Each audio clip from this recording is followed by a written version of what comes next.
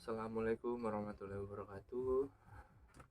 Halo semuanya, pada video kali ini saya bakal melaksanakan tugas yang telah diberikan sebelumnya, yaitu melakukan konfigurasi pada router mikrotik menggunakan mode station dan station bridge. Untuk pengertian mode station di sini adalah mode station ini digunakan sebagai wireless client atau penerima pada topologi point to point atau point to multi point. Wireless mode station ini hanya bisa digunakan untuk membentuk network yang sifatnya routing. Sedangkan untuk mode station bridge merupakan mode pada interface wireless yang berfungsi sama seperti station sebagai penerima dan klien. Yang membedakannya adalah pada mode station bridge ini mensupport untuk melakukan bridge pada network. Tapi untuk menggunakan mode station bridge ini kalian mesti akses pointnya memiliki device yang sama gitu. Jika kalian hanya ingin atau mempunyai satu router mikrotik saja, kalian bisa menggunakan mode station pseudo bridge sebagai backup untuk pada station bridge ini. Mode station bridge pseudo bridge merupakan pengembangan dari mode station standar yang sama-sama menjadikan wireless sebagai penerima atau klien. Perbedaannya adalah pada mode station pseudo bridge mensupport untuk membuat network yang sifatnya bridge. Jadi jika kalian hanya menggunakan praktikum ini menggunakan satu router saja, kalian bisa menggunakan mode station pseudo bridge seperti yang ada di video ini. Mungkin itu saja dari penjelasan saya. Selanjutnya kita bisa masuk ke topologinya. Dalam topologi ini terlihat ada PCA, ada PCB di bawah sini, ada router, dan ada access point. Untuk access pointnya sendiri, saya menggunakan access point yang ada di rumah saya, yaitu dengan namanya milik pribadi dan passwordnya orang ngerti. Dan untuk dapat dilihat di sini, pada PCA kita dapat menghubungkannya ke router mikrotik pada Ether 2, dan pada PCB di sini saya menggunakan Ether 4 untuk menghubungkannya pada router mikrotik. Nanti pada PCA di sini kita bakal memberikan IP-nya apa yang kita gunakan bebas, dan untuk PCB juga sama. Mungkin itu saja penjelasan dari topologinya. Mungkin kita bisa langsung saja menuju ke video praktikumnya. Kita bisa langsung masuk ke dalam menu mikrotiknya. Di sini kita reset konfigurasi terlebih dahulu. Oke, kita reset. Kita tunggu sejenak. Ya, sudah telah berhasil terreset, kita bisa melakukan pengubahan pada nama identitinya atau routernya. Kita menggunakan router 1, selanjutnya kita mengubah nama pada setiap interface yang kita gunakan. Di sini saya mengubah Ether 2-nya menjadi PCA, kemudian oke. Pada Ether 4-nya di sini saya mengubahnya menjadi PCB. Apply, kemudian oke. Tambah. Oke. Di sini kita dapat melakukan atau membuat mode security profile-nya dulu pada wireless ya. Pada menu wireless. Wireless masuk ke security profile, kita klik tambah. Pada nama kita menggunakan router 1 juga. Modenya di sini kita pilih dynamic-key. Untuk authentic type-nya kita bisa mencentang dua bagian atas saja. Di sini kita masukkan passwordnya, yaitu orang ngerti. Kita masukkan passwordnya.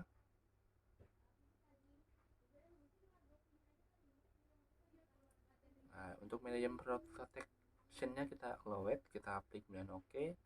Kemudian kita masuk lagi ke interface WLAN-nya, ke tampilan menu interface WLAN-nya. Di sini kita access-nya kita masukkan milik pribadi sesuai dengan nama access point-nya. Milik pribadi. Kita samakan ya.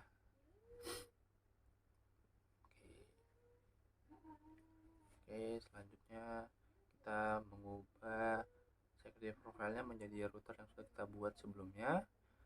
Kemudian pada bandnya kita ganti menjadi ya kemudian oke. Kemudian kita masuk lagi ke menu tampilan interface WLAN-nya, kemudian kita masuk ke scan, kita start, kita pilih nama access point yang kita gunakan yaitu milik pribadi, terus kita connect. Kita tunggu sejenak. Di sini lagi oke. Setelah berhasil terkoneksi ada tulisan connect to S pada bagian bawah. Kemudian kita bisa melakukan DHCP client pada WLAN 1. Kita klik WLAN 1, apply, kemudian oke.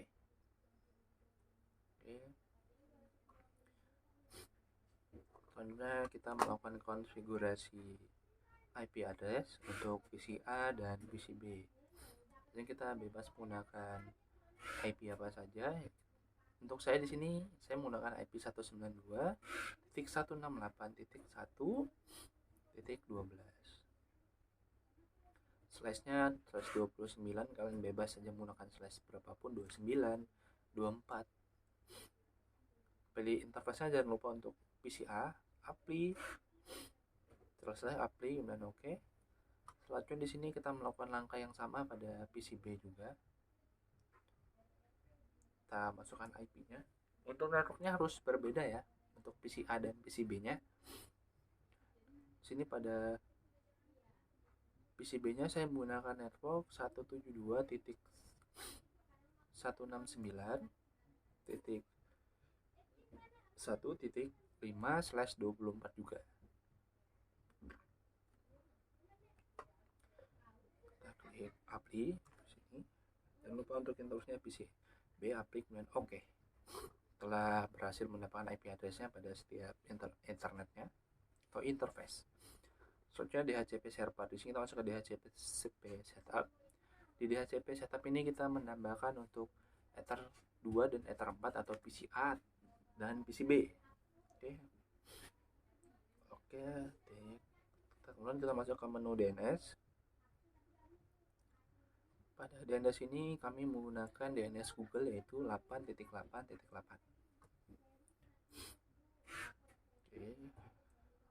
Jangan lupa untuk mencetak allow remote address-nya, kemudian kita apply, kemudian oke. Selanjutnya kita masuk ke menu firewall, klik IP, firewall, NAT, kita klik tambah, chain-nya secara NAT. Untuk out interface-nya kita pilih WLAN 1, access-nya kita MySecurity, apply, kemudian oke. Setelah berhasil kita dapat melakukan cek ping pada Google untuk apakah terkoneksi dengan internet atau tidak. Ping google.com. Oke, di sini dapat dilihat berhasil kita mendapatkan status yang bagus. Selanjutnya, jika pada menu tampilan laptop kalian belum berubah, kalian bisa melakukan disable enable pada Ethernetnya. Kita di sini menambahkan. Kita tunggu. Oke. Setelah berhasil terkoneksi, kalian bisa dilihat dari bagian bawah ini. Selanjutnya kita dapat melakukan tes internet dengan membuka Classroom. Oke, kita klik Classroom. Oke, di sini telah berhasil terkoneksi dengan internet. Selanjutnya kita bisa melakukan konfigurasi pada atau mencari IP config pada PCI ini. Nah, di sini dapat dilihat kita tadi menggunakan 192.168.1.11 ini telah mendapatkan IP-nya ya.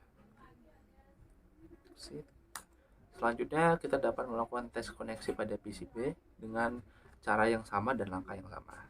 Oke, kita masuk. Kita bisa melakukan tes pada koneksinya terlebih dahulu dengan membuka tips.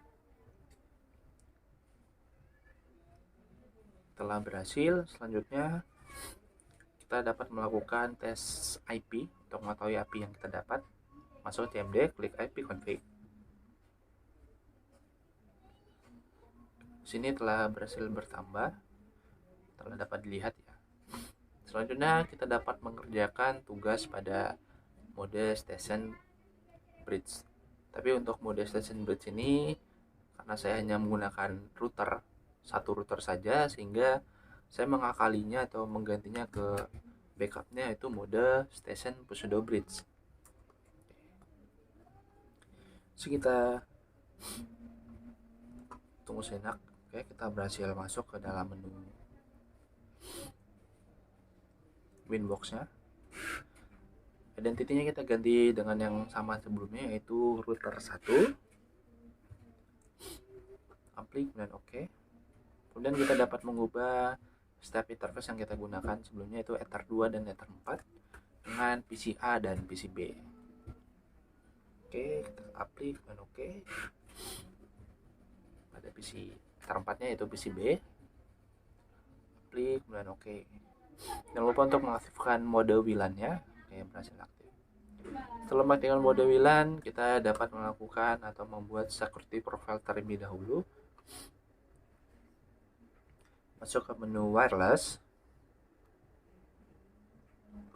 Oke, security profile, klik tambah. Untuk namanya kita bisa bebas sih namanya kita. Tapi pada praktik ini saya menggunakan milik pribadi. Huruf kecil semua, milik, spasi pribadi. Untuk modenya kita sama seperti praktik sebelumnya, dynamic key. Passwordnya yaitu orang ngerti. Untuk authentic type-nya kita samakan saja seperti praktek sebelumnya. Oke, manajemen protection-nya kita allow it. Oke, API. Kemudian oke. Lalu kita bisa masuk ke dalam menu tampilan interface pada WLAN 1. Klik, pilih Station Pseudo Bridge. SSD-nya kita masukkan nama milik pribadi, API, ya, jangan lupa untuk mengubah bandnya dan security profile-nya untuk milik pribadi juga, API, kemudian oke. Kita bisa langsung scan juga sih. Setelah kita start, kita telah bertemu dengan milik akses point-nya yaitu milik pribadi, kita connect-kan API, kita tunggu. Nah oke, telah terkoneksi, kita klik oke saja.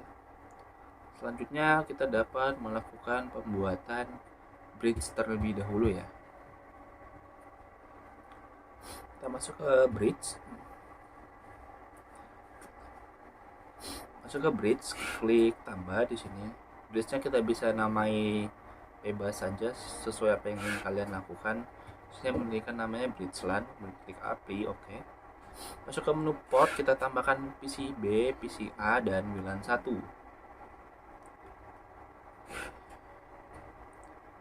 Kita masuk ke menu IP, ke DHCP client, kita tambahkan untuk bridge-nya. Klik oke. Pada mode pseudo bridge ini kita menggunakan DHCP client.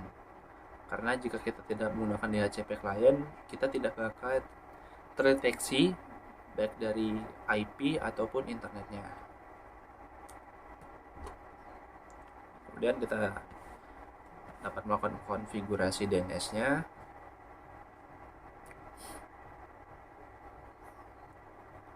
Remote request API, kemudian oke. IP ke firewall, NAT, general sejak NAT, out interface-nya pada firewall NAT ini kita pilih bridge LAN yang telah kita buat sebelumnya, API. Untuk action-nya kita pilih MySecurity, API, kemudian oke.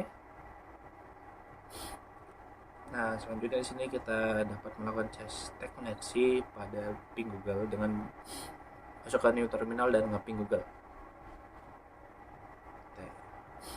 Setelah berhasil terkoneksi pada internetnya, selanjutnya jika belum berubah, kalian bisa melakukan enable disable pada internetnya. Sini kita tunggu sejenak.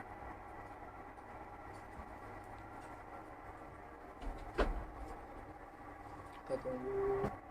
Oke. Setelah berhasil terkoneksi, dapat lihat di bagian bawah sini. Selanjutnya kita dapat melakukan cek IP config-nya. Pada PC ini kita dapat IP berapa. Nah, di sini dapat lihat 192.164.1.10 IP yang kita dapat dari melakukan konfigurasi pada router ini. Selanjutnya tes koneksi internet dengan membuka Google Classroom. Baik, telah berhasil. Selanjutnya kita bisa melakukan tes koneksi pada PCB. Oke, pada PCB kita dapat melakukan sama seperti PCA sebelumnya, yaitu membuka Teams dan melakukan IP config. Ini gitu ya. Oke. Oke, ya. Ini telah berhasil, kita telah mendapatkan IP config dan telah terhubung ke internet juga ya. Mungkin itu saja dari hasil praktik saya. Kurang lebihnya mohon maaf jika ada salah-salah kata. Assalamualaikum warahmatullahi wabarakatuh.